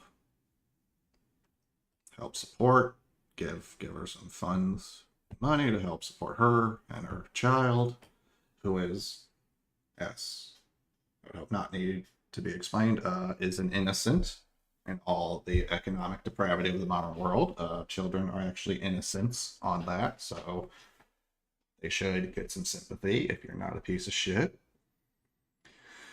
Yeah, she's gonna be out of work for 6 weeks, and that's a very modest goal for someone who's going to be recovering from a brain tumor. I mean, and you know what? They shared the pitch. Let's take a look. Yeah, that's bad. All right, let's help our gal out. I mean, if you had a brain tumor, wouldn't it be really nice to know that, you could receive some economic aid from just the kindness of the hearts of strangers? And ease the completely random tragedy of a literal brain tumor. That's not what anybody wants to be doing. No one wants to have a brain tumor. And despite what you may have heard, working hard doesn't actually do anything to affect your odds on that. It actually doesn't matter.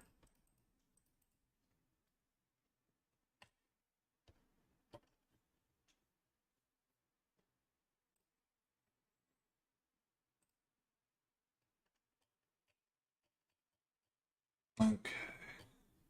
Push that onto.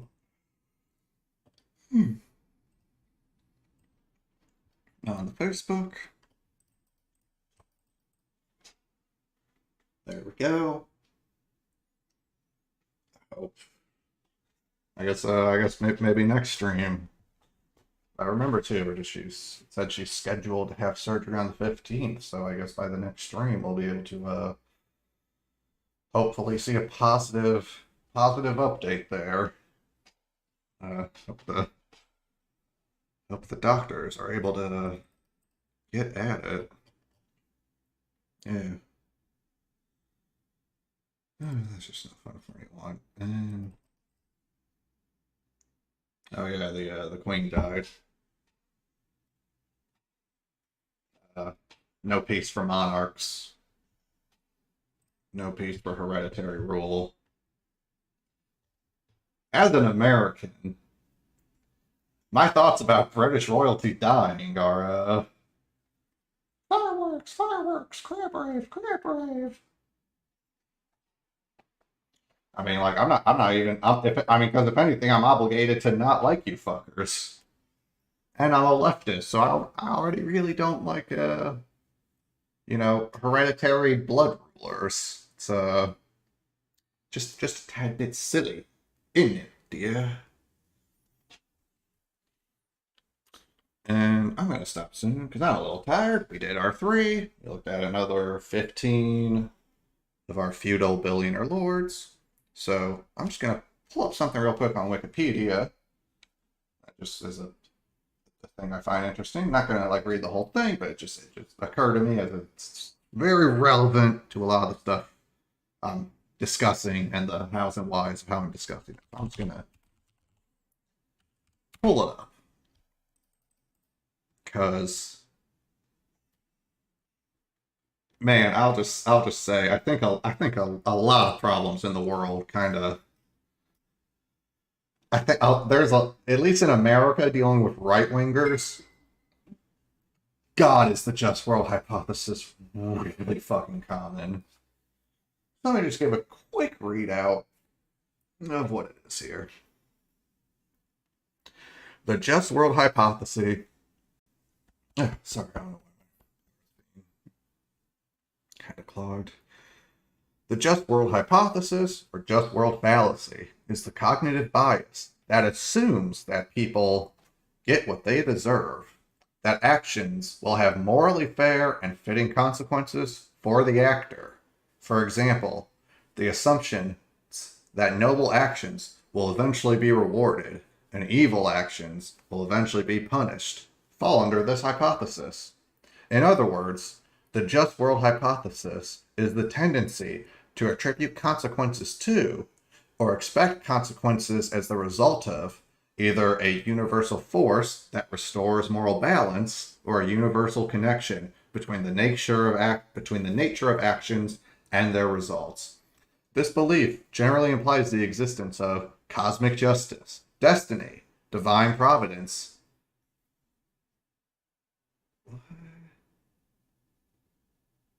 I have never seen that before. Desert, the word desert, which is a philosophical term, I've never heard that. Stability and order. It is often associated with a variety of fundamental fallacies, especially in regard to rationalizing suffering on the grounds that the sufferers deserved it. Given all my critiques of capitalism and billionaires and all that the hard innovative work they do every day at the business factory. Yeah, you can probably figure out what I think of the just world hypothesis. That I really don't like it. Guess it it makes you fucking stupid. It makes you fucking stupid when you think this way.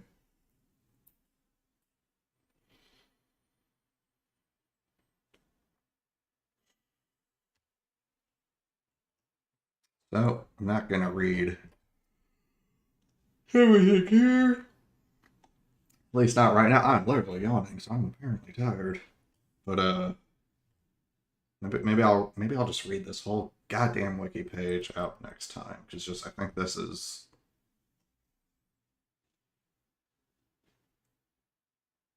it's like it's really critical to understand this because just it's like I said, just you make dumber choices for your own sake, and just for general life and just human well-being and happiness. Just the just world hypothesis, just world fallacy, it leads to bad outcomes, and it's literally not correct, which is a big factor in why it leads to so many bad outcomes.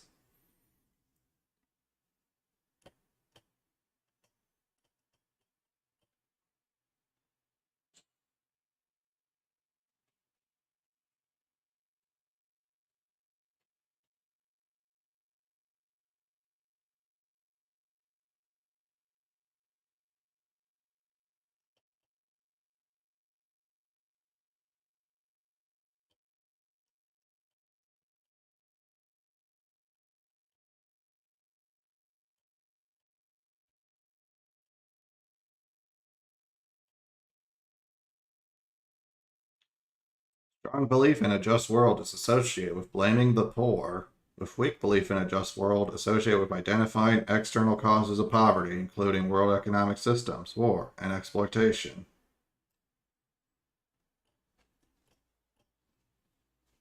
Uh, Hi, average Republican voter. How Christian of you guys. You tend to fuck this one up.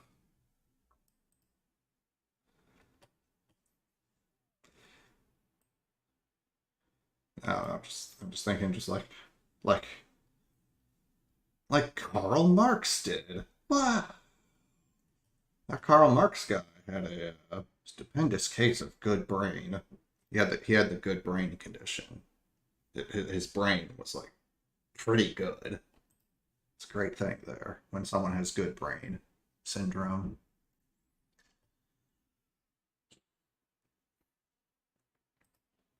And all right, yeah, you did enough. My last little just kind of ending little observation. Put a little bit of a bow on the stream because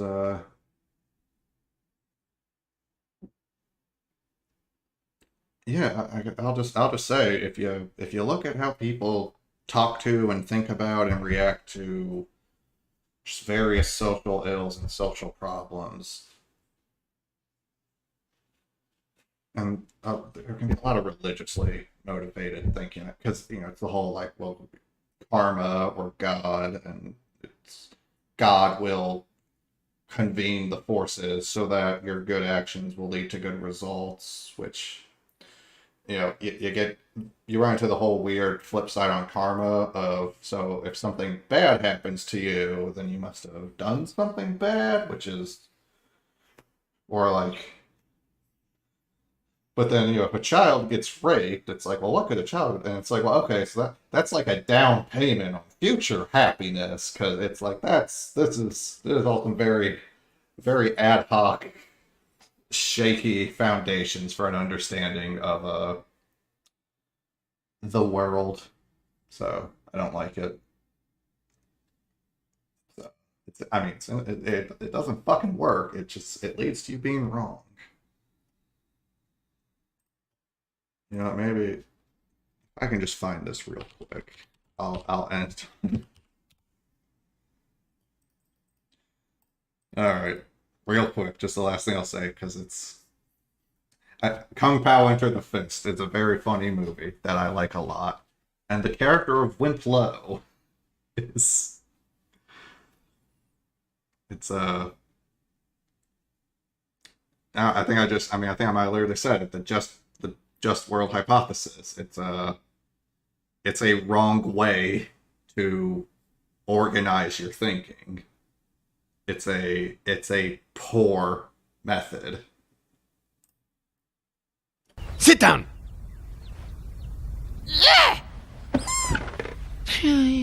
I must apologize for Wimp Lo. He is an idiot. We have purposely trained him wrong, as a joke. We have purposely trained him wrong, as a joke. I love it. I'm bleeding, making me the victor. My face, your fist style. Alright, fuck, fine. One more low, one low. And then I will actually end this. Boy, this video quality is great. Now we'll learn who's the best.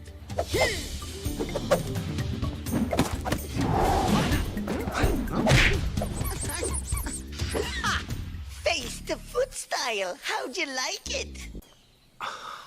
Oh yeah? Try my nuts to your fist style. Who's laughing now? Please stop! Wimplo sucks as a fighter. A child could beat him. Got you now. Hi. Why? Why? I'm bleeding, making me the victor. I must apologize for Wimp Lo. He is an idiot. We have purposely trained him wrong, as a joke. Alright. Alright. I love Wimp Bluff. Yeah, that's all for this stream. Billionaire Buster here. Till next week. See ya then.